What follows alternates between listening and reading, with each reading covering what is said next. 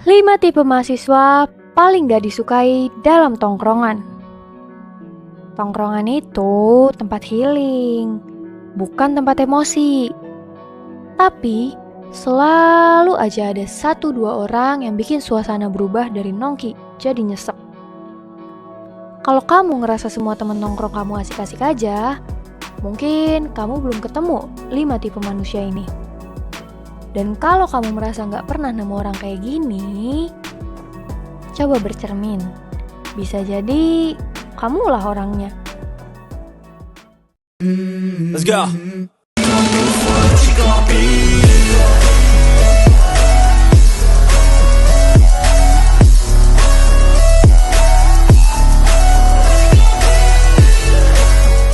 Kami sudah melakukan telaah etnografis yang mengandalkan observasi lapangan di berbagai tempat tongkrongan.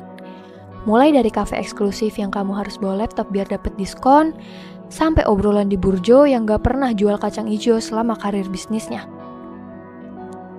Langsung aja, ini dia 5 tipe mahasiswa paling menyebalkan dalam tongkrongan. Yuk kita bahas satu-satu, biar kamu gak jadi bagian dari mereka. Nomor 1, si tukang ngegas. Tongkrongan itu bukan debat capres bro, tapi tetap ada aja si tukang ngegas. Baru nih ngobrol santai, pesen kopi, dia datang langsung nyolot. Kopi yang bener itu cuma americano atau black coffee. Cuma penikmat kopi FOMO aja yang nyampur kopi sama susu atau krim. Semua hal ingin dibuat jadi perdebatan. Entah bubur ayam diaduk atau enggak, first date dibayarin atau split bill, sampai-sampai yang salah Summer atau Tom. Itu semua dijadiin bahan debat. Semua obrolan pengennya dimenangin, gak bisa disanggah. Selalu harus dia yang bener. Salah, ngotot. Bener, makin ngotot. Makanya, tiap dia nongol, tongkrongan malah jadi kayak sidang pleno. Nomor 4, si Raja Ngaret. Janji ngumpul jam 4 sore nih. Dia dengan santainya baru muncul jam 5:30. Dengan gaya santai, ngomong, "Sorry bro, baru bangun, tadi tidur ayam." Tongkrongan yang jadi korban. Udah pesen tempat, udah lapar, udah nahan ngopi, semua karena nungguin dia doang. Dan yang paling ngeselin, dia nih gak pernah merasa salah. Justru dengan bangganya dia jadiin branding. Seakan-akan semua orang paham dan ngikutin jam biologis yang sesuka hati. Nah, solusi terbaik lawan orang kayak gini adalah pas dia datang nih, langsung aja bubarin tongkrongannya. Coba sekali-kali deh digituin, biar dia ngerasain betapa ngeselinnya nungguin orang ngaret. Nomor 3, si perusak mood.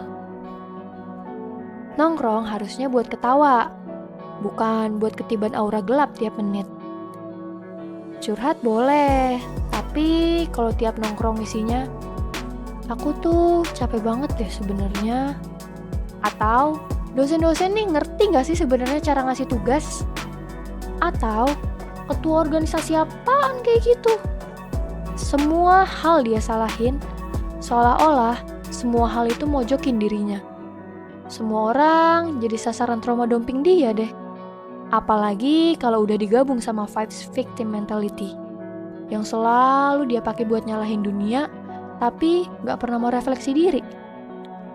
Lama-lama nongkrong jadi kayak sesi terapi, bukan healing.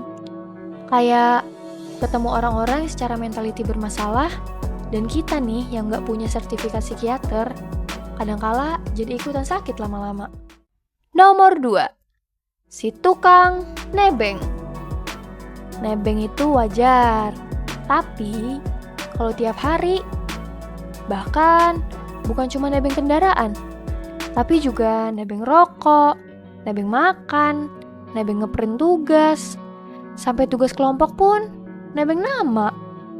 Lucunya, orang kayak gini sering jadi orang yang paling cerewet kalau ditagih gantian. Tapi paling cepet juga ngilang kalau diajak patungan. Di dalam benaknya, teman-temannya nih udah dianggap kayak pemerintah yang selalu siap siaga ngasih subsidi sebanyak-banyaknya buat dia. Dan kalian pasti udah bisa nebak, pemuncak klasemen ini adalah nomor 1, si tukang utang. Inilah biangnya keresahan, si tukang utang. Mulai dari pinjem 2.000 buat bayar parkir di Burjo, sampai ratusan ribu sambil bilang, nanti gue transfer ya pas freelance gue cair. Tapi berbulan-bulan berlalu, kabar gajian nggak ada. Kabar dia pun ikut ngilang. Dan kayak petir di siang bolong, tiba-tiba kita lihat nih instastory-nya abis dinner di resto fancy yang sekali makan udah langsung setara sama UMR Jogja. Giliran ditagih, laganya nih udah kayak orang paling melarat se-Indonesia. Nongkrong itu harusnya tempat buat recharge energi, bukan jadi tempat kamu kehilangan kesabaran, apalagi nguras saldo m-banking kamu. Kalau kamu ngerasa, ini gue banget, tenang, semua orang pasti pernah nyebelin. Tapi yang paling penting adalah sadar dan berubah. Dari 5 tipe tadi, yang paling sering kamu temuin di tongkrongan tuh yang mana? Atau jangan-jangan kamu malah pernah ngalamin semuanya? Tulis di kolom komentar ya. Kita bikin forum curhat nasional bareng-bareng. Tapi ingat, jangan tag langsung orangnya, biar tetap damai tongkrongan kita.